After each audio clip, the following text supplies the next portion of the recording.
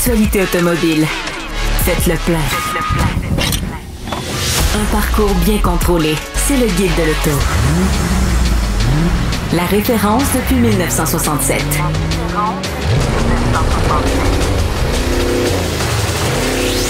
Le Guide de l'auto.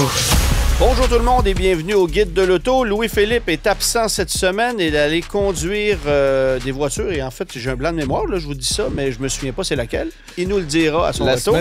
La semaine prochaine. Et Hugues, cette semaine, on a un invité de marque, je veux le mentionner. Absolument. Simon Saint-Hilaire, qui est un formateur en vente automobile notamment, et je pense qu'on va en apprendre beaucoup sur le métier de vendeur automobile avec lui. Ça va être cool, mais d'abord, quelques actualités. On va faire ça rapidement parce qu'évidemment, on va parler beaucoup avec Simon. C'est un sujet intéressant au niveau de la voiture ancienne, alors on ne s'éternisera pas. Actualité rapide.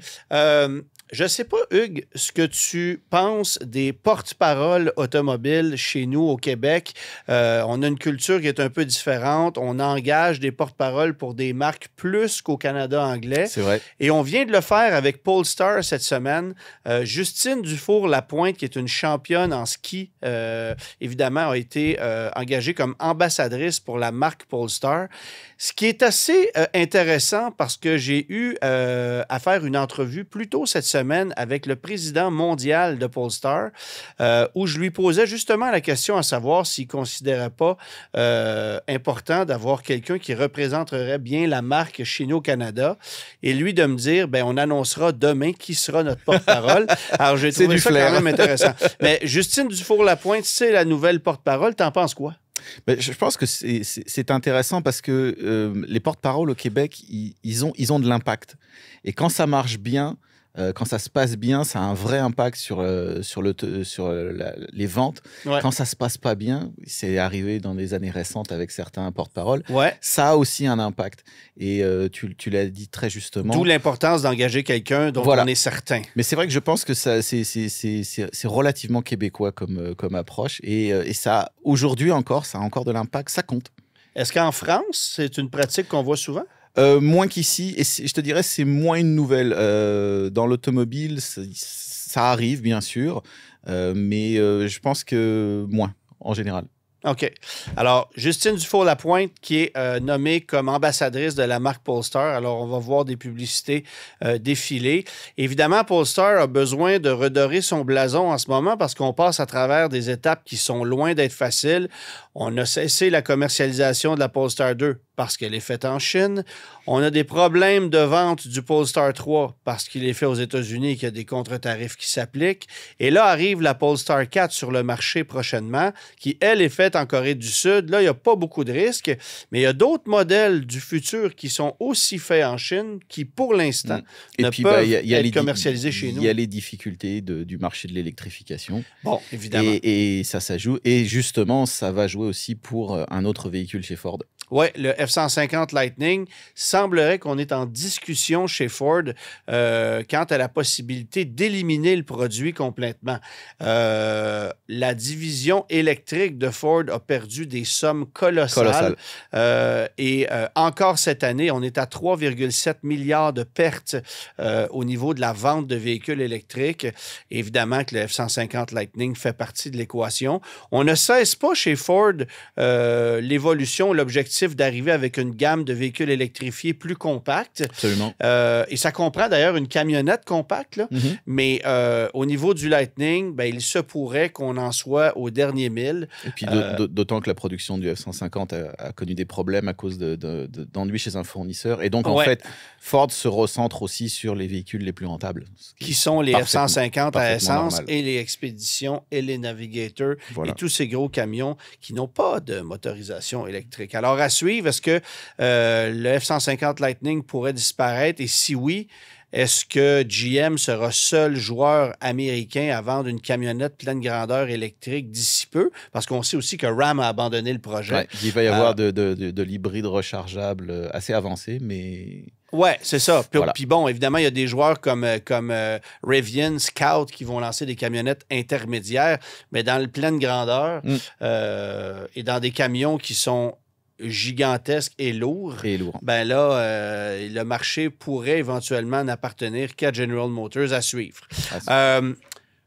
Ce qui nous quitte aussi cette année, on l'a appris, on se l'est fait confirmer, en fait, il y a une semaine à peine, c'est Nissan qui abandonne sa Versa.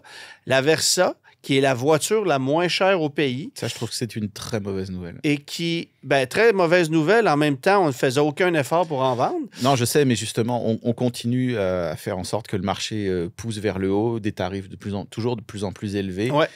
En ce moment, je ne suis pas convaincu que beaucoup de gens aient les moyens de se payer les voitures au prix où elles sont, quoi. Je veux dire, les modèles d'entrée de gamme commencent à manquer drôlement. En fait, il n'y en a plus. C'est pas compliqué. Voilà. Les sous-compacts sont anéantis du marché nord-américain, exception faite de la Fiat 500e, mais qui est électrique. Ouais, c'est un peu à part. Mais la Versa, c'était la dernière sous-compacte du marché. On sait que l'an dernier, la Mirage est disparue. Il restait uniquement la Versa cette année. Et Nissan abandonne non seulement la Versa, mais aussi le Kexplay. Donc, les deux véhicules les moins chers de la gamme Nissan disparaissent cette année, ce qui veut dire que le véhicule d'entrée de gamme sera désormais la Sentra, avec un prix d'entrée qui va être probablement supérieur à 28 000 $ en incluant les frais de transport préparation pour une Sentra S. Et on sait très bien que ce n'est pas celle qui va se vendre le plus. Non. Ça sera probablement la SV, sinon la SR. Et là, on va dépasser largement les 30 000 $. Donc, chez Nissan aussi, même si c'est un constructeur qui a de gros défis en ce moment, on élimine les modèles d'entrée de gamme. Effectivement, je suis d'accord avec toi pour dire que c'est une erreur. D'autant que chez Nissan, en ce moment, il y a 3 véhicules qu'on ne peut plus vendre, en l'occurrence le Murano, le Pathfinder et le Frontier, des modèles qui sont fabriqués aux États-Unis et qui sont sujets à des contre-tarifs de 25 %. C'est pourquoi on a décidé de les éliminer. Il y a la Leaf qui arrive en ce moment, mais je veux dire, c'est un véhicule à 45-50 000 $. C'est pas ça qui va faire rouler tout le réseau. Non, c'est ça. Alors, et chez nous au Québec, on était friands de petites voitures. La Versa ne se vendait pas énormément parce qu'on ne la poussait pas. Mais pour quelqu'un qui veut s'acheter une voiture sous-compacte, qui veut l'acheter, non pas la louer, la conserver le plus longtemps possible et avoir le plus petit coût de possession à long terme, c'est le moment ou jamais parce que la Versa, il en reste encore pour quelques mois chez les concessionnaires et après ça, c'est terminé. Au retour, on parle avec Simon Saint-Hilaire. Le guide de l'auto.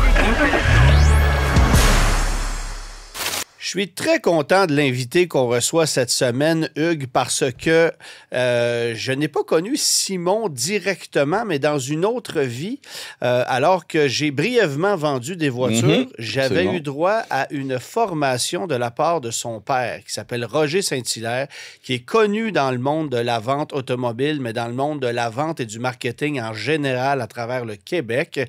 Et Simon, c'est littéralement le pendant plus jeune du paternel. Tu as l'impression que c'est la même énergie, la même vibe, et tu as aussi l'impression qu'il pourrait te vendre à peu près n'importe quoi. Les chats font pas des chiens. Bien sûr, j'avais envie de le recevoir à l'émission parce qu'on sait que le métier de vendeur automobile, c'est un métier qui n'est pas très bien perçu de la part du public, alors qu'il fait face à de gros défis. Oula. Et lui, il est formateur et conférencier au niveau de la vente, pas juste de l'automobile, mais notamment là-dedans parce qu'il y a énormément de travail en automobile. Simon, merci d'avoir accepté l'invitation avec nous aujourd'hui et bienvenue à l'émission du Guide de l'Auto. Merci Antoine et Hugues. Je suis très heureux d'être avec vous deux ce midi. Bonjour. Première question, évidemment, que j'ai pour toi. Parle-moi un peu, évidemment, de l'entreprise familiale et de ton background personnel pour qu'on comprenne un peu où tu te situes, là. Effectivement, tu l'as bien présenté. Mon père est venu au monde avant moi. C'est une tradition familiale là, depuis 12 générations. Les parents viennent au monde avant les enfants. Ouais. On essaie de poursuivre la tradition. Et moi, c'est ma 31e année maintenant que je fais de la formation comme ça. Je suis chanceux parce que je rencontre des gens d'abord super intéressants presque au quotidien. Je donne quelques formations par semaine. Mais j'ai bien sûr, moi aussi, vendu avant. Il fallait que je fasse mes classes. Ouais. Et donc, j'ai moi aussi vendu brièvement l'automobile pendant 2 ans. Okay. Au début des années 90. Alors, j'en garde un formidable souvenir. C'est une industrie qui m'est chère. Et quand tu parlais il y a quelques instants de la réputation des représentants automobiles, c'est quelque chose qui me touche parce que ça me fait mal quand j'entends des mauvais commentaires, mais on pourra en parler. Ouais. Mais alors, c'est ça. Alors, depuis 31 ans que je fais ça, dans tous les secteurs, mes clients, ça va du Canadien de Montréal en passant par l'armée canadienne. J'ai des clients qui ont 250 000 employés, comme j'en ai qui ont 10 employés. OK. Je suis vraiment, vraiment privilégié. Alors, on parle de vente, service à clientèle, management, tout ce qui tourne autour de la business. Et c'est fort intéressant. Et j'aime l'idée j'ai jamais voulu concentrer ce que je faisais sur un seul domaine ou une seule industrie, puisque j'ai l'impression que chaque domaine a intérêt à s'inspirer de ce qui se passe dans les autres industries pour être meilleur puis rester à l'avant-plan. Ben, j'ai toujours eu, moi, comme perception que le modèle ou la mesure étalon du service à la clientèle, on le voyait notamment dans l'hôtellerie. Où évidemment, ben, c'est un domaine où tu n'as pas de droit à l'erreur et tu as un service généralement très bon. Et si c'est pas le cas, tu retournes pas. Mais évidemment, dans la vente, tu sais, moi, je peux nommer j'ai des exemples en tête d'entreprises chez qui je ne retournerai jamais parce que j'ai eu des expériences épouvantables.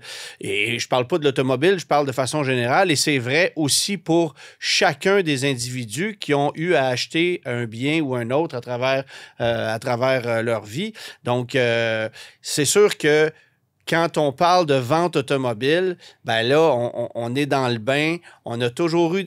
Tout le monde a eu une expérience positive, neutre ou négative, minimalement. Mais je pense que le premier mot que tu as nommé et qui m'a titillé l'oreille un peu, et je trouve ça intéressant, c'est représentant des ventes automobiles.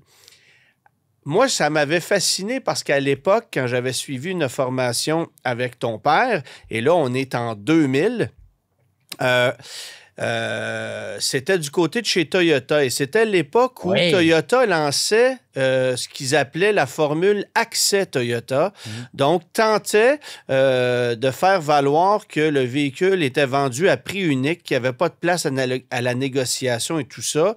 Et le premier mot que ton père nous avait mentionné à nous qui étions vendeurs automobiles à cette époque-là, c'était: vous n'êtes pas des représentants, vous n'êtes pas des conseillers, vous êtes des vendeurs. Assumez-vous. Et je le crois encore. Il avait même spécifié aux gens du concessionnaire automobile qu'il fallait refaire les cartes d'affaires parce qu'il s'était écrit représentant des ventes ou conseiller. Je me souviens plus exactement, mais ça m'avait marqué. Et là, toi, tu as utilisé le nom représentant. Alors, je ne sais pas si c'est un faux pli ou c'est une habitude. Mais je te dirais que effectivement, l'industrie a laissé beaucoup aller le mot vendeur au fil des années. Moi aussi, j'aime qu'on adopte, qu'on soit fier de ce qu'on fait. Je dis, prenez le rôle que vous voulez. C'est des gens, j'ai vu conseiller automobile, j'ai vu consultant automobile dans certaines concessions. Et puis, la vente, c'est de la vente. Et la vente, c'est de la séduction. C'est vraiment de la séduction, la vente. Tu sais, un concessionnaire tente d'attirer, de séduire une clientèle pour les attirer vers sa concession. Alors, et notre objectif, c'est de vendre.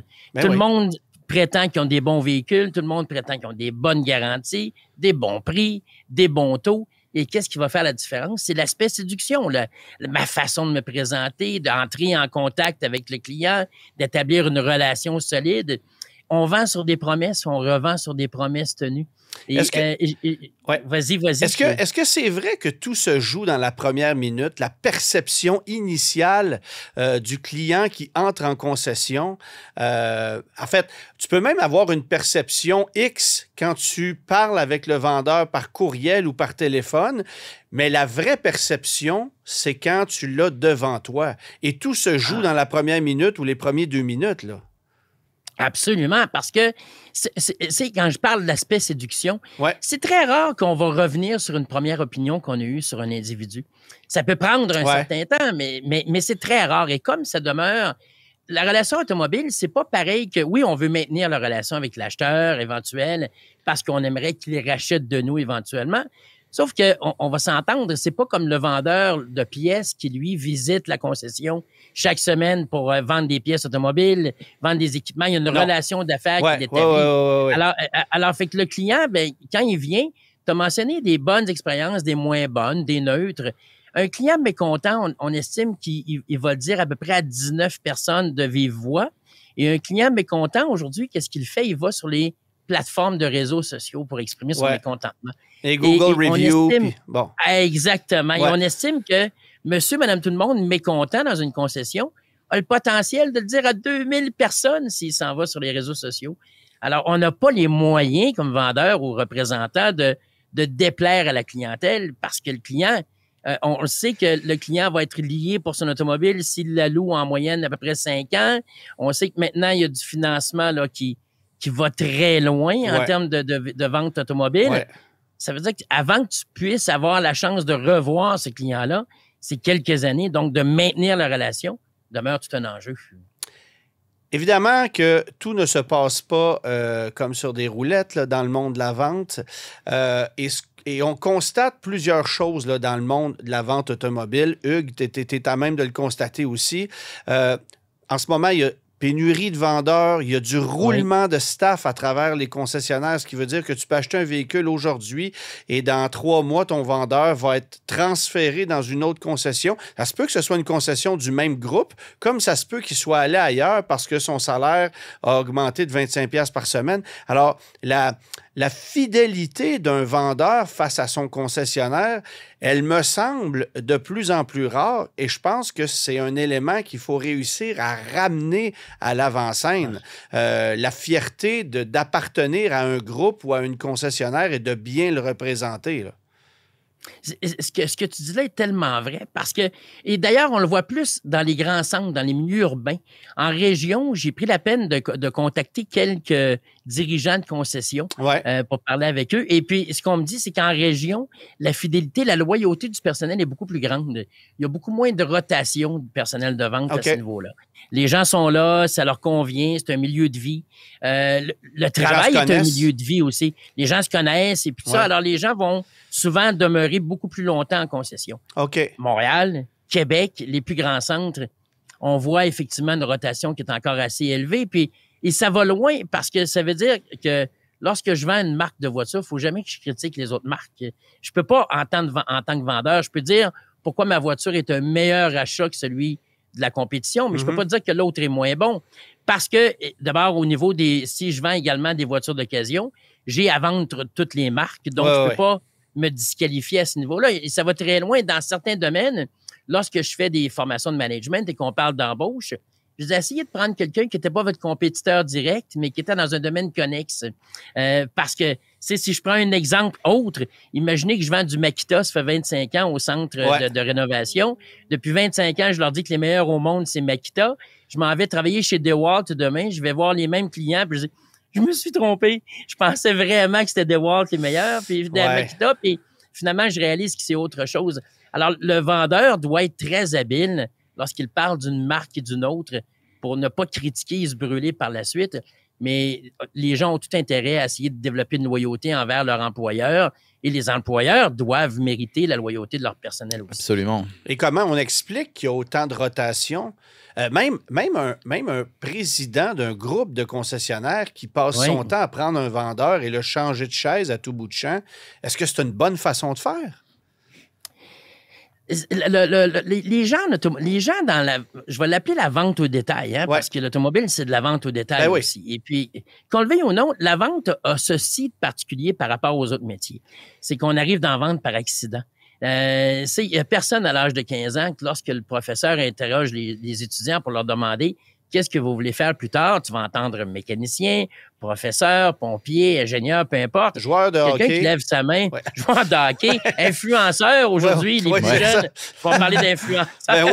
Ben Et podcasters aussi. Voilà. Mais la réalité, c'est que si je lève la main à 15 ans et je dis je veux devenir vendeur, il y a probablement il va y avoir une intervention. La direction va contacter vos parents puis ils vont dire il y a quoi avec votre fils ou votre fille.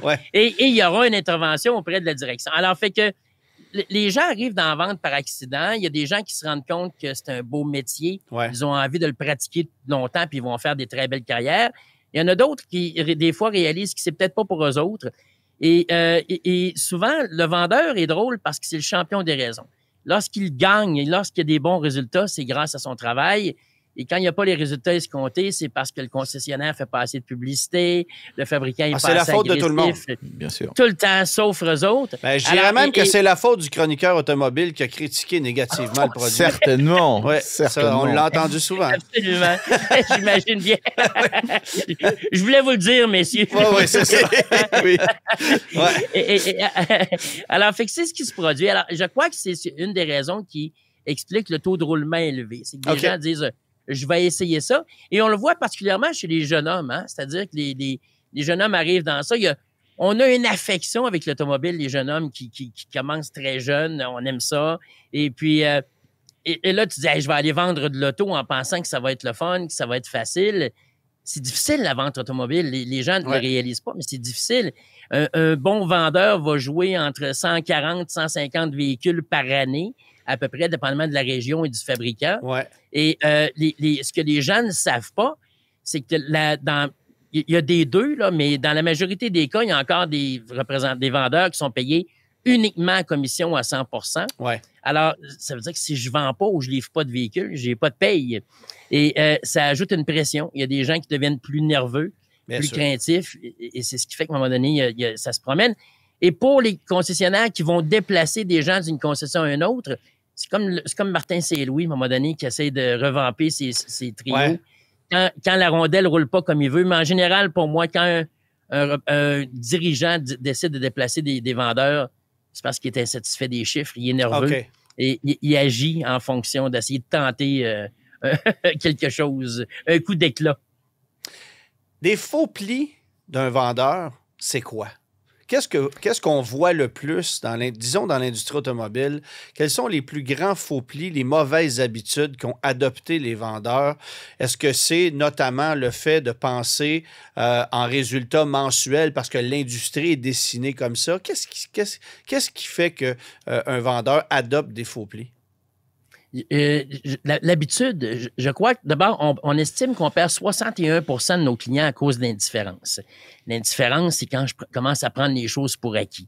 Il y a des gens qui pensent qu'ils ont eu des résultats, la suite des choses va devenir facile. Et on dirait que, c'est au début, quand tu es embauché, tu as de quoi prouver, tu as de quoi démontrer, tu veux que les gens voient qu'ils ont fait un bon coup en t'engageant. Ouais.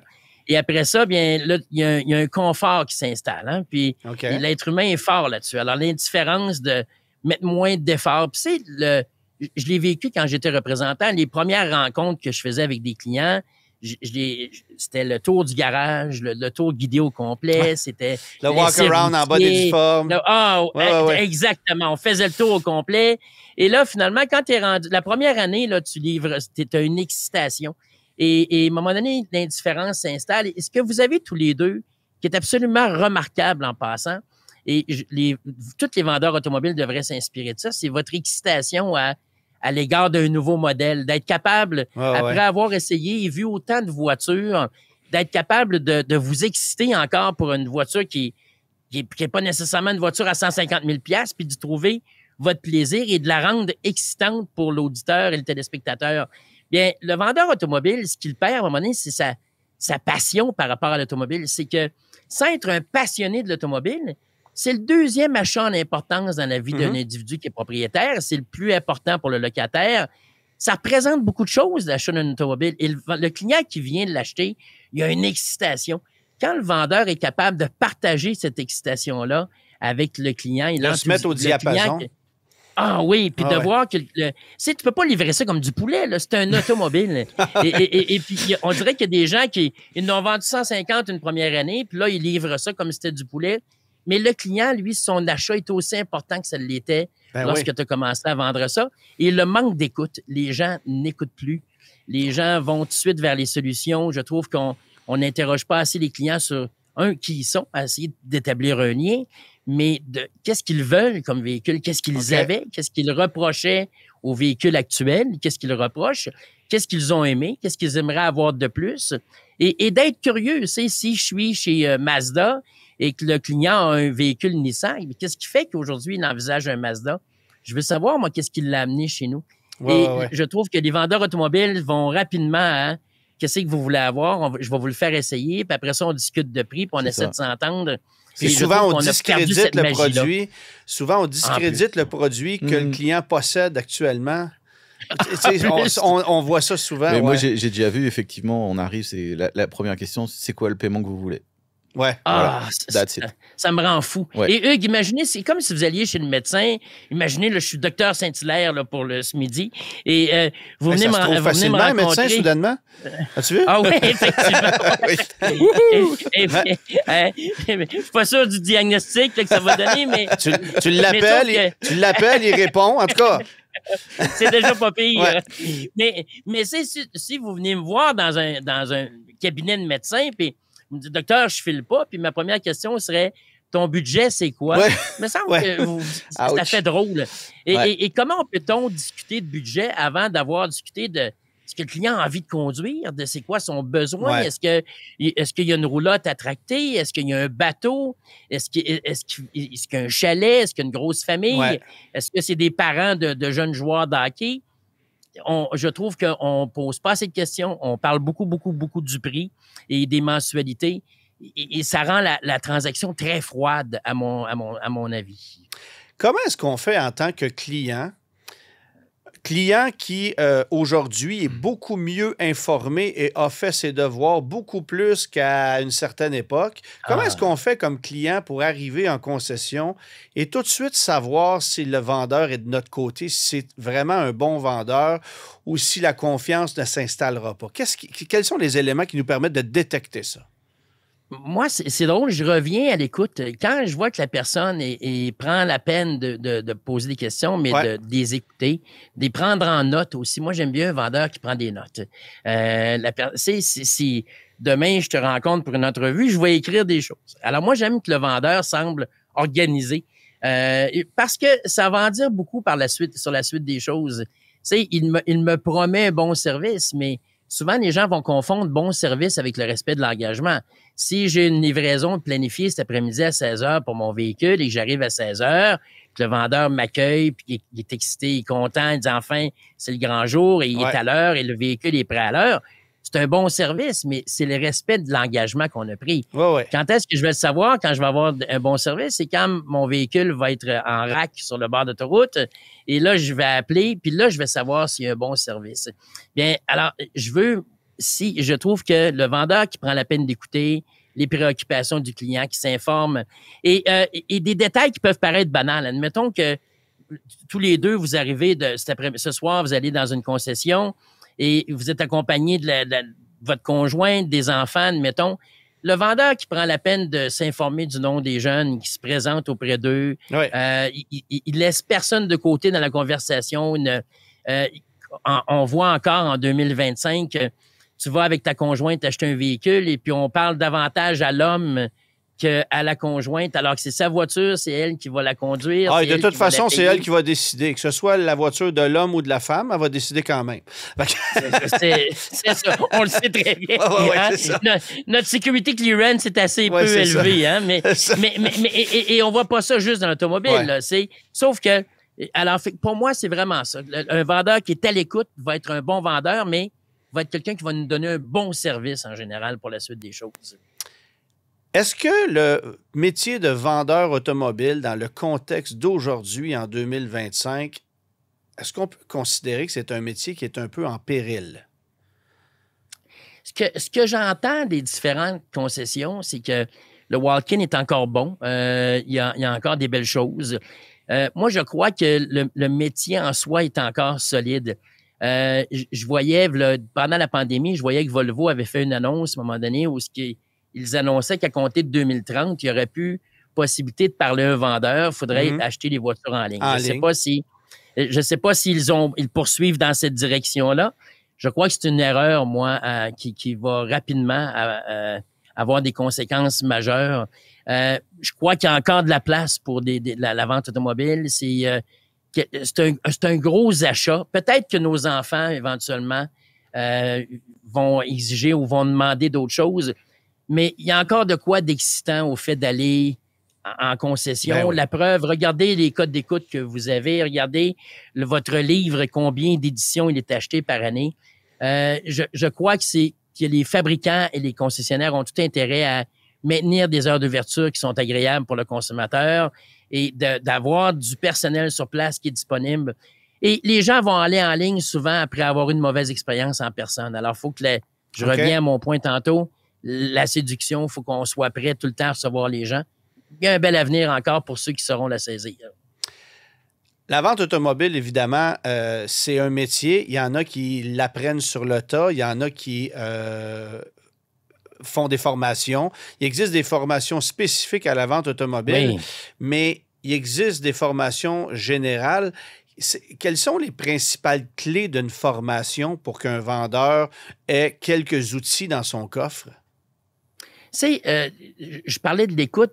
L'évaluation du client, de ses besoins, pour moi, est un des éléments les plus importants parce que quand j'ai bien saisi les besoins, les attentes de mon client, je suis en mesure d'établir la stratégie. Qu'est-ce que je veux lui proposer comme véhicule?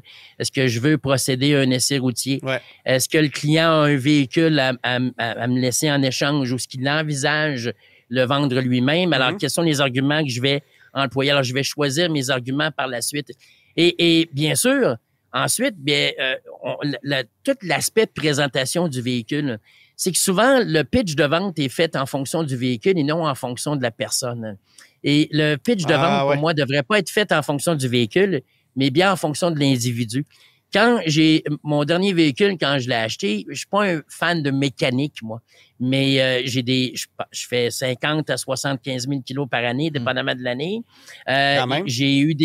J'ai eu un accident en parachute il y a quelques années. Je garde des séquelles pour des blessures que j'ai eues. Alors, pour moi, ma priorité, tout honnêtement, c'est le siège du conducteur. C'est le confort, l'ergonomie. Le confort. Mais ma conjointe est ingénieure. Quand elle a acheté son dernier véhicule, le vendeur est extraordinaire, lui a posé des bonnes questions, lui a demandé qu'est-ce qu'il aimait de son ancien véhicule. Et quand on est arrivé pour l'essai routier, il s'est adressé à ma conjointe, il dit « Madame Franqueur », elle s'appelle Franqueur, il dit « Avez-vous envie qu'on se parle de mécanique ?» Et j'ai trouvé que sa question était parfaite. Ma conjointe a dit « J'aimerais beaucoup ». Et il a ouvert le hood, puis il a fait une présentation qui a duré quasiment une demi-heure. Moi, j'ai eu ma première et seule pensée suicidaire à vie. Mais c'était à elle qui vendait. Ouais. Et il a bien fait les choses. Alors, fait que c'est là où pour moi, une bonne formation, c'est l'évaluation du client, comment on présente le véhicule, l'offre qu'on a, comment on va parler de prix, de quelle façon on va le faire. On va devoir closer. Il faut closer nos ventes. Le client va s'objecter. Et alors, il faut apprendre à répondre aux objections. Et dans la vente automobile, la vente complémentaire et la vente croisée sont essentielles parce que, messieurs, je vous apprends rien. Lorsqu'on parle des accessoires, lorsqu'on parle des traitements possibles, des garanties prolongées, et on sait que pour le concessionnaire, ça représente une place de revenus c'est essentiel. Alors, un bon vendeur dans l'automobile qui n'est pas capable de faire de vente complémentaire va éventuellement nuire à sa position au sein de l'organisation et on envisagera peut-être de le remplacer. Alors, pour moi, ça, c'est nécessaire. Et aujourd'hui, j'ajouterais que le vendeur automobile doit avoir une capacité de chasseur un petit peu.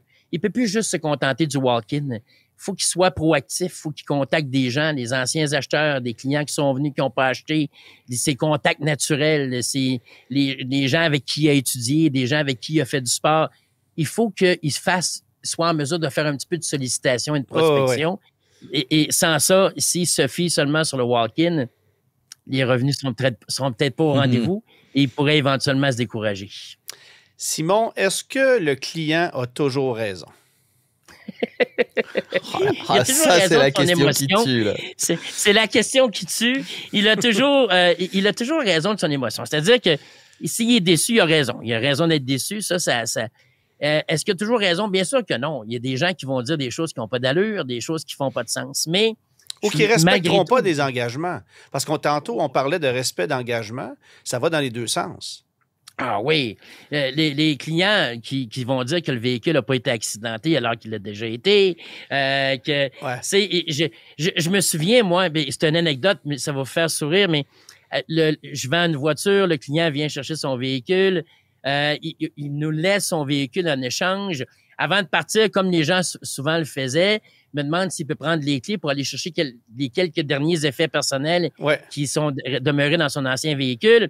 Je lui remets les clés, il revient, me ramène les clés. Quand vient le temps pour moi d'aller déplacer le véhicule par la suite, le véhicule part pas, j'ouvre le hood et puis il n'y a plus de batterie dans le véhicule. Je vous jure. Alors, je rappelle mon client, je dis, il n'y a plus de batterie dans l'auto. Ben, il dit, elle était neuve, je ne sais pas pour vous la laisser. Et alors, je dis, quand j'ai évalué votre véhicule, non seulement il y avait une batterie, il y en avait une qui marchait. Et puis, alors, moi, je m'attends à voir ça. Puis le client était en colère, là, épouvantable. Il me disait, vous êtes des bandits, ça n'a pas de bon sens, je viens de l'acheter. Et ma batterie. Alors, le client, des fois, il y a une façon particulière de voir les choses.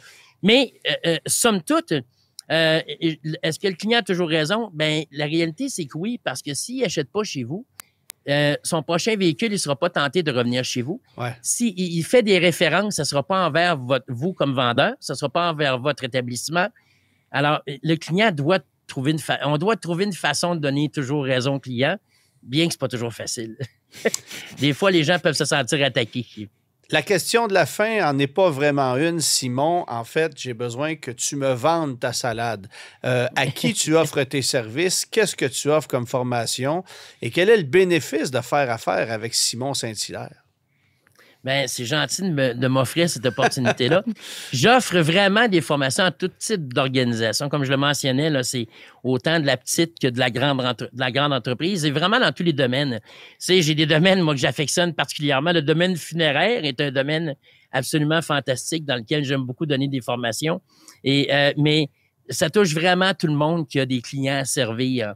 Et pourquoi? Bien, écoutez, j'ai 31 ans d'expérience, ça finit par servir quelque chose. Vous avez pas vu ma face souvent à JE parce que je suis pas passé à JE. Alors, ça veut dire que j'ose croire après que vu à la télé, jamais vu à la télé. Exact. Moi, je suis déjà passé à JE, mais pas du mauvais côté. C'est ça. C'est pas pire. Voilà. Alors, c'est comme ça. Puis, et je dirais que j'ai pris la peine ce matin, je parlais avec un dirigeant de concession à qui je donne de la formation pour ses équipes. Et puis, il me disait, Simon, d'ailleurs, on devra se reparler. Je voulais lui demander comment ça se passe cet automne en concession, ça a l'air de quoi et tout ça. Et il dit, d'ailleurs, je suis content qu'on se parle aujourd'hui parce que on aura à planifier quelque chose pour d'autres encore là, pour cette année. Bien, ça donne des résultats. C'est les gens, je disais tantôt, on achète sur des promesses, on rachète sur des promesses tenues. Tantôt, j'ai dit que les vendeurs arrivaient dans la vente par accident. Mais si le joueur du Canadien qui est sur un 3e trio, qui appartient aux 620 meilleurs joueurs au monde dans sa profession, il joue entre 8 et 11 minutes par match sur la glace. Il s'entraîne 6 jours par semaine à quelque chose qu'il fait depuis l'âge de 4-5 ans. Bien, comment un vendeur automobile qui est arrivé, ou dans n'importe quel secteur, qui est arrivé dans la vente par accident, qui ne s'entraîne jamais, bien, une journée ou 2 de formation par année pour son équipe de vente, c'est un changement d'huile, c'est un ajustement. On ramène des habitudes oubliées, on en crée des nouvelles, ça donne des résultats et ça amène un boost drôlement positif pour le personnel aussi. Simon, merci beaucoup d'avoir pris le temps de nous parler aujourd'hui. Je pense que les gens sont peut-être un petit peu plus outillés sur comment faire leur première approche dans une concession, vont peut-être voir le métier d'une différente façon parce que, encore une fois, c'est un super beau métier. C'est un métier qui a mauvaise presse et on a besoin un peu de redorer l'image d'un métier qui a été sali par quelques individus, malheureusement. Je pense. Moi, je pense qu'il y a un 5 % des gens qui n'ont pas d'allure, mais il y a un 5 % de politiciens qui n'ont sûrement pas d'allure. Il y a sûrement un 5 % de médecins qui n'ont pas d'allure. C'est sûrement vrai des avocats aussi. C'est un beau domaine encore. La majorité des gens ont des bonnes intentions, sont fiables et honnêtes. Merci beaucoup, Simon. À très bientôt. Merci à vous deux, messieurs. Avec plaisir. Au revoir. Le guide de l'auto. Parcours l'actualité automobile sans dérapage ni accrochage. Hugues, tu nous parles cette semaine d'une voiture que j'ai connue, évidemment, dans les années 80, la Mercury Capri, mais non pas la Mercury Capri, ou la Capri, du moins, qui a été vendue dans les années 70 et qui est le modèle anglais. Plutôt un clone de la Mustang. Exactement. Malgré des débuts prometteurs, la Mercury Capri n'a pas réussi à sortir de l'ombre de sa prestigieuse cousine, la Ford Mustang. Bon, comment débute l'histoire de la Capri? Alors, Ford lance en Europe en 1969 un coupé sport qui reprend l'esprit de la Mustang américaine originale. Baptisé Capri, il sera vendu en Grande-Bretagne avec le slogan « La voiture que vous vous étiez toujours promise ». La Capri sera déclinée en 3 générations et sera produite de 1969 à 1986. Elle connaîtra un joli succès en Europe, spécialement en Angleterre, en Australie, en Afrique du Sud et étonnamment en Amérique du Nord. Elle est commercialisée ici dès le millésime 1970 dans le réseau Lincoln Mercury. Grâce à des moteurs de plus en plus gros, initialement 1,6 litres, puis 2 litres et enfin V6 de 2,8 litres, les ventes montent régulièrement et atteignent 113 069 exemplaires en 1973, sa meilleure année. À partir de 1974, elle baisse et l'arrivée de la 2e génération pour le millésime 76 ne permet pas d'enrayer cette chute. La raison, l'augmentation importante des prix à cause d'un Deutschmark toujours plus fort. En 1978, dernière année de sa commercialisation, elle est plus chère qu'une Mustang, ce qui explique qu'elle n'est alors écoulée qu'à 4079 exemplaires. Au total, la Mercury Capri originale aurait réalisé 464 729 ventes en Amérique du Nord sur 9 millésimes. Pour continuer l'aventure, Mercury va devoir trouver une autre source, et cela tombe bien, car Ford a quelque chose dans le pipeline. Et ça s'appelle la plateforme Fox, qui va avoir été surexploitée à la fin des années 70 et dans les années 80. Et même 90. Ouais. Le développement de la plateforme Fox commence en 73. Elle doit servir au renouvellement des Pinto, projet abandonné au profit de l'Escort, des Maverick, ce seront les Ford Fairmont et Mercury Zephyr, et donc de la Mustang. Et c'est ce dernier modèle qui a la priorité des ingénieurs. Ce qui est bon pour la Mustang est bon pour les autres gammes, pense-t-il. C'est pourquoi il choisit d'utiliser une construction monocoque, une suspension McPherson à l'avant, une suspension à 4 bras à l'arrière, avec ressorts hélicoïdaux à la place des ressorts à lame, et une direction à crémaillère. Devant la baisse des ventes du modèle importé d'Allemagne, la Capri est finalement ajoutée au programme. Bon, évidemment, on lance la voiture pour l'année 79 avec la Mustang. Et c'est une année importante aussi pour la Mustang parce que la Mustang 2 était une voiture catastrophique, pas nécessairement au niveau des ventes, mais par rapport à ce qui était déjà la Mustang dans le passé. C'était pas drôle. Alors, c'était une année charnière pour Ford, pour Mercury. Et la Capri a fait partie de ce succès-là. Bien sûr. Les deux autos arrivent le 6 octobre 1978. Par rapport à sa cousine, la Capri se distingue par une face avant plus horizontale, ce qui explique un CX passant de 0,44 à 0,48. Des feux arrière redessinés, ça c'est des chiffres qui font rire aujourd'hui. Quand même. Donc, des feux arrière redessinés, des passages de roues galbées et la possibilité d'une seule carrosserie hatchback. La Mustang existe aussi en coupé de porte. Ah oui, c'est vrai. Une finition à la fond en faux bois à l'intérieur et un meilleur équipement de base, d'où un poids supérieur de 44 kg. 4 moteurs sont proposés, 4 cylindres de 2,3 litres, V6 de 2,8 litres, qui sera remplacé en cours d'année par un 6 cylindres en ligne de 3,3 litres à cause de problèmes d'approvisionnement depuis l'Allemagne, V8 de 5 litres et 4 cylindres turbo de 2,3 litres, ces deux derniers moteurs faisant 140 chevaux. 4 niveaux de finition sont disponibles, base, Ghia, RS et RS Turbo, avec effectivement le moteur turbo d'office, des pneus Michelin TRX et une suspension renforcée. Au lancement, la presse apprécie les lignes modernes, la tenue de route, le V8 coupleux, l'habitacle accueillant, mais le moteur turbo n'est pas du goût de tout le monde, ainsi que l'essieu arrière rigide. Ouais. Au Canada, le prix de base la Capri de base est proposée à 5 267 $, soit seulement 67 de plus que la Mustang hatchback. Et la clientèle suit en masse. Les ventes de Mustang passent de 192 000 exemplaires en 1978 à 370 000 en 1979. Incroyable. La Capri réalise un excellent démarrage avec 110 144 immatriculations. Bon, évidemment, la Capri va connaître d'importantes évolutions au fil des années côté moteur. Là. Oh oui, alors sauf pour ce qui est du 4 cylindres qui restera à 88 chevaux, sauf en 82 et en 83, ça va être 86-90 chevaux. Le 6 cylindres en ligne de 3,3 litres sera remplacé par un V6 de 3,8 litres développant 120 chevaux en 83, avec carburateur de corps d'abord, puis l'injection électronique à partir de 84. Le V8 de 5 litres disparaît en 1980 au profit, si l'on peut dire, d'un V8 de 4 litres de 117 chevaux qui disparaîtra à son tour à la fin du millésime 82. Le 5 litres ne fait son retour qu'en 84, avec cette fois une injection électronique pour 165 chevaux, mais cette version ne durera que 2 ans. La vraie vedette, à partir de 1982, c'est le 5 litres à chaud, high output, qui développe 157 chevaux. Sa puissance montera à 175 chevaux en 83, puis 210 en 85, et enfin à 200 chevaux en 86, lors du passage à l'injection électronique. Quant au 4 cylindres turbo, il s'avère populaire au lancement. La puissance s'élève à 150 chevaux en 1980, mais il est retiré du catalogue en cours de millésime 81 à cause de problèmes de fiabilité et avec seulement 17 exemplaires fabriqués.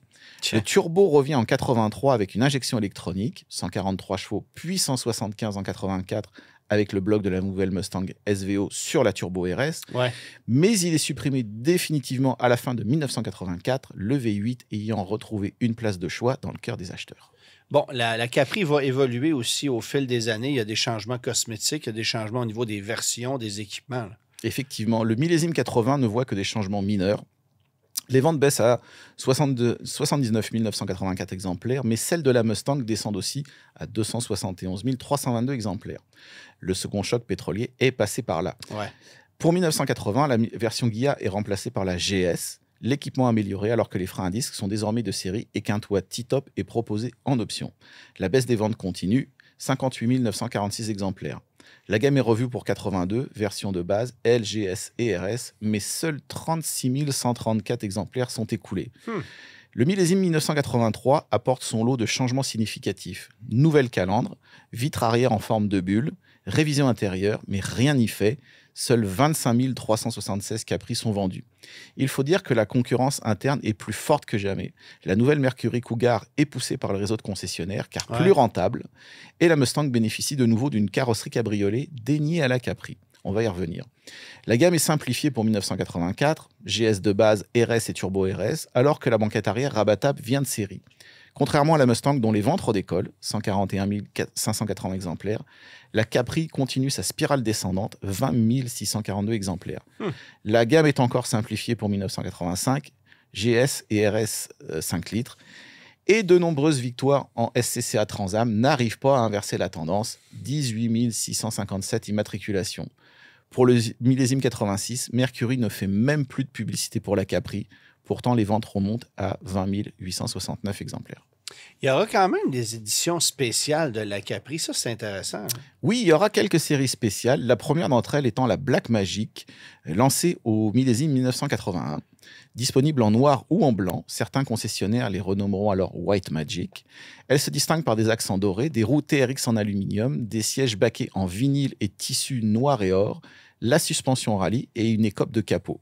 Elle sera écoulée à 4 588 exemplaires en 1981, 1727 en 1982 et 469 en 1983. En janvier 83, elle est remplacée par la Crimson Cat, similaire à la Black Magic. Elle reçoit des roues de Cougar XR7 à la place des TRX et un intérieur noir. Ouais, très bonne idée. Et un intérieur noir avec des inserts rouges pour les sièges. Tout juste 805 exemplaires seront commercialisés seulement durant l'année 83. Enfin, la Turbo RS de 1984 est souvent appelée Charcoal à cause de sa couleur unique, charbon métallique foncé renforcé par des bandes de couleur orange et des bas de caisse clairs. Elle ne sera vendue qu'à 1321 exemplaires. Reste maintenant à parler d'une curieuse association. Oui, avec McLaren, évidemment. Ça, c'est tout un produit. Et on en croise à l'occasion de ces voitures-là. Ça reste quand même assez rare. Ouais. Ce sera le modèle le plus spécial. L'idée de réaliser un cabriolet sur base de Mustang Fox est venue à Peter Muscat en 1982, alors qu'une telle carrosserie n'existait pas encore. Il conçoit des lignes avec un arrière spécifique, comprenant une capote dissimulée sous un cache en fibre de verre, entraînant la disparition de la banquette et l'installation d'un pare-brise plus incliné. Il envisage de produire son modèle, mais puisque Ford sort une Mustang cabriolet en 1983, il contacte Mercury pour sa construction et la marque est intéressée. C'est ASC, un spécialiste des toits ouvrants et capotes fondé en 1965 par Heinz Prachter, qui émit son contrat pour sa réalisation. Elle s'associe avec McLaren Engines, créée en 1969 par le pilote néo-zélandais Bruce McLaren, aussi fondateur de l'écurie de F1, pour les modifications mécaniques. En plus de la fabrication à la main, les autos sont très équipées, intérieur cuir et vrai bois, et reçoivent des moteurs spécifiques avec arbre à cam de course. Ceci explique leur prix élevé, environ 3 fois celui d'une Capri de base, et leur diffusion limitée, 443 exemplaires en 1984 et 1986. Est-ce que c'était vendu au Canada? J'en suis pas sûr. Moi, j'ai vu des étiquettes de vitres américaines, mais j'ai jamais vu ça canadien. C'est une bonne question. Honnêtement, pas sûr. Vu la diffusion limitée, je suis pas convaincu. J'imagine que non. Enfin. ASC McLaren fabriquera aussi 500 coupés avec des modifications esthétiques et mécaniques durant ces 3 années. Et avec la disparition de la Capri, ASC McLaren produira ensuite 1806 Mustang cabriolets avec le dessin de Muscat entre 1987 et 1990. Bon, la Capri, ça se termine fin 1986. Mercury a d'autres stratégies par la suite. Pourquoi est-ce qu'on a cessé littéralement la Capri alors que la Mustang se renouvelait en 87 et que c'est devenu une voiture drôlement plus populaire à partir de ce moment-là? Exactement. Bon, en fait, tout simplement à cause de la baisse rapide des ventes. Ford n'envisage pas de reconduire le modèle pour 1987. La Mustang, comme tu l'as dit, doit à ce moment subir un profond restylage et l'investissement dans de nouveaux outillages pour la version Mercury est tout simplement jugé trop coûteux. Capri, c'est fini. La dernière auto est assemblée le 7 septembre 1986. Le réseau Mercury ne se plaint pas, car les ventes de Cougar se portent alors très bien. Merci beaucoup. Le nom Capri reviendra ensuite en 1990 avec un petit cabriolet construit par Ford Australie sur base de Mazda 323. Mais ceci est une autre histoire. Et ça sera vendu uniquement sur le marché américain. On aura tenté de rivaliser avec la Miata, mais de façon un peu maladroite. Manque de flair. Voilà. Laissez faire votre clignotant. Entrez directement dans le guide de l'auto. Alors Antoine, maintenant, là, tu vas nous parler d'une icône de l'industrie automobile japonaise puisque tu es allé rouler la nouvelle Honda Prélude. Oui, une voiture qui fait un retour après 25 ans d'absence. Bon, on se souvient que c'était en fin d'année 2001 qu'Honda avait abandonné la Prélude et on l'avait fait tardivement parce que, si on se souvient bien, Nissan, Toyota, la plupart des constructeurs japonais avaient abandonné leur sportive à la fin des années 90. C'était l'hécatombe parmi les coupés sport à cette époque-là. Ça se vendait plus. Pensez à la Celica, pensez évidemment à la 240 SX, à la Mitsubishi Eclipse qui était notre Eagle Talon, tout ça, c'était disparu. On a ramené la Celica, là, mais c'est une autre histoire, mais la Prélude, elle, est demeurée jusqu'en fin d'année 2001 et là, on relance le nom. Mais on ne le relance pas sur une Prélude à proprement parler, si tu veux mon avis, parce que la nouvelle Prélude, c'est un coupé civique auquel on donne du caractère. Ce qui était un petit peu quand même les origines de la toute première Prélude. Ah oui, mais évidemment que la toute première Prélude n'avait rien à voir avec la dernière. Ah non. L'avant-dernière, je devrais dire. Alors là, on est bien d'accord. Donc, la nouvelle Prélude, évidemment, c'est une base de Honda Civic, même plateforme, motorisation hybride, boîte, on appelle ça ICVT, mais en fait, c'est une boîte directe. Ce qu'on a voulu faire avec la nouvelle Prélude, c'est donner un petit peu plus de punch à une voiture qui est capable de rouler à 5 litres 5 au 100. Là. Ligne qui est très fuyante, que je trouve passablement réussi, mais qui n'a pas le caractère racé de ce qui était une Prélude à l'époque, dans les années 90, début 2000. C'est une voiture à haillons. Alors, ça en fait un coupé plus pratique. Mais évidemment, c'est une voiture 2+2. Là. Oui. Faut la voir comme ça. Motorisation hybride, 200 chevaux de puissance, qui, ironiquement, est exactement la même puissance que la dernière Prélude qui a été vendue en 2001. Ce qui est un peu dommage parce qu'on aurait espéré qu'il y ait eu quelques chevaux de plus par rapport à la Civic. Puis j'ai envie de te dire que c'est ce qui manque parce que c'est pas une fusée en accélération, mais on a programmé électroniquement, on a un mode qui s'appelle S+, qui permet de simuler des passages de vitesse manuellement. Et tu sais quoi? On réussit à duper complètement le conducteur parce que tu as vraiment l'impression que c'est une boîte mécanique. Ça marche. Et en plus, on a simulé une sonorité typiquement Honda qui passe à travers les haut-parleurs, OK. mais qui te rappelle carrément le son d'un moteur de Civic SI. Là. Ah, ben, Alors, écoute. ça marche bien de ce côté-là, ce qui fait que tu es capable d'aller chercher de belles sensations. L'empattement est plus court que celui d'une Civic, les voies sont plus larges que OK. celui d'une Civic, et tu as le berceau avant complet d'une Civic Type R. Donc, côté maniabilité, c'est super, c'est réussi.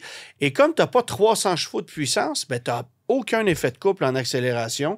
Tu as une belle position de conduite, mais c'est une auto pour se faire plaisir à vitesse légale. Mais c'est sûr que c'est pas une voiture pour faire du quart de mille. Là. Non, mais en même temps, je pense que c'est une très bonne idée parce que maintenant, là, moins de voitures sport, c'est 400, 500, on monte à des 1000 chevaux. Puis, et ça n'a... Puis moi, je vois c'est pas adapté au trafic. Ça, je trouve ça beaucoup absolument. plus intéressant. Et il faut comprendre un truc. Là. La boîte manuelle est en péril, on le sait. Et moi, ce que je vois dans cette auto-là, c'est une technologie qu'on va prêter à la prochaine Civic SI. C'est écrit dans le ciel, en ce qui me concerne. Mais on n'a pas d'intention de vendre cette voiture-là. Et c'est ce que je trouve dommage parce que sa fabrication japonaise fait qu'elle ne peut pas être véritablement rentable en Amérique du Nord. Et malheureusement, les concessionnaires au Québec, au Canada, devrais-je dire, vont en avoir 2-3 exemplaires par année maximum.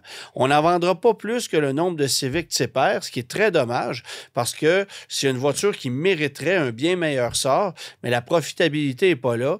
Et il faut voir la nouvelle Prélude, malheureusement, comme un véhicule de recherche et développement qui va permettre à Honda d'amener des technologies mécaniques futuristes dans d'autres modèles qui seront peut-être fabriqués chez nous, comme la nouvelle Civic, la Civic de prochaine génération. C'est comme ça, il faut le voir. Mais si vous réussissez à mettre la main sur une Prélude, ça va être une voiture à conserver. C'est une auto avec laquelle vous allez avoir beaucoup de plaisir, qui va se distinguer dans le paysage automobile. Ce qui est dommage, c'est qu'au Québec, au Canada, bien, on va avoir du blanc, du noir et du rouge. Le modèle qui est peint en blanc va avoir un habitacle couleur crème et marine. Les autres, ça va être habitacle noir. Aux États-Unis, il y a aussi cette possibilité d'avoir du bleu, mais ça s'arrête pas mal là. Donc, c'est pas un véhicule sur lequel on a de réelles intentions de vente. Je pense que c'est symbolique. Ça va servir d'image de marque parce qu'Honda en a bien besoin. Oh, c'est ce que j'allais te dire. Oh là là! Mais on n'a pas, on n'a pas beaucoup d'intention d'en vendre, ce qui est un peu dommage. Mais j'ai adoré mon expérience au volant. Donc, et la seule chose qui est un petit peu agaçante, c'est qu'on ne connaît pas encore le prix, qui va certainement avoisiner les 50 à 55 000 $, ce qui est quand même assez coûteux pour un petit coupé de 200 chevaux là, à roue motrice avant. Mais bon, c'est déjà un collector. C'est ça, exactement. Alors, merci tout le monde d'avoir été là et on se retrouve la semaine prochaine. Bonne semaine à tous. Tous les épisodes du Guide de l'auto sont disponibles en podcast sur l'application et le site cube.ca.